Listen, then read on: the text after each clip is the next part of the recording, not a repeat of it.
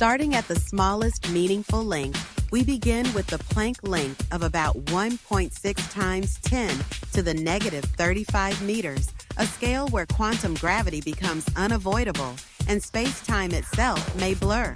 Next, compare the Planck length to the size of a proton, about 1 times 10 to the negative 15 meters, a difference of 20 orders of magnitude. Moving up to the atomic scale, the radius of a typical atom is around 1 times 10 to the negative 10 meters, about 5 orders of magnitude larger than a proton.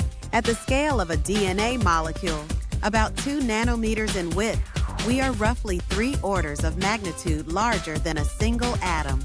An even larger object is a typical cell, around 10 micrometers across, about 3,000 times bigger than a DNA molecule. Next, the width of a human hair spans roughly 100 micrometers, about 10 times larger than a typical cell. Stepping up to the Earth, our planet's diameter is about 12,700 kilometers, vastly larger than any cellular scale.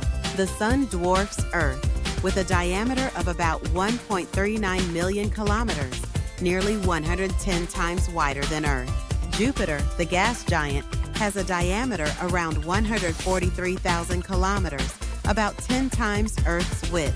From planets to stars, a red giant like Betelgeuse spans about 1.2 billion kilometers in diameter. A white dwarf, by contrast, packs solar mass density into a sphere about 12,000 kilometers across.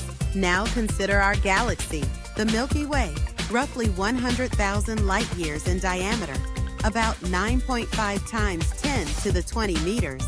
If we scale up to a galaxy cluster, the Coma cluster spans about 320 million light-years across. Beyond clusters, the observable universe extends to roughly 93 billion light-years in diameter, about 8.8 times 10 to the 26 meters. To keep context, the largest coherent single object we can know is the supercluster Quipu, spanning 1.3 billion light-years. On the scale of black holes, a stellar massive black hole might be several times the Sun's mass, but only a few tens of kilometers across. The Schwarzschild radius links mass and size, so a black hole's size grows with its mass, even as its surface becomes a point of no return. For a supermassive black hole, millions to billions of solar masses yield radii of millions of kilometers. Stepping to cosmic voids, empty regions between filaments can be tens of millions of light-years across. Now compared to a neutron star, incredibly dense, about 12 kilometers in diameter, packing solar masses in a small sphere. A globular cluster contains hundreds of thousands of stars within a few tens of light-years across. On the bigger side, the Large Magellanic Cloud spans about 14,000 light-years across. A typical planetary moon, such as our moon, is about 3.5 thousand kilometers in diameter, tiny next to planets.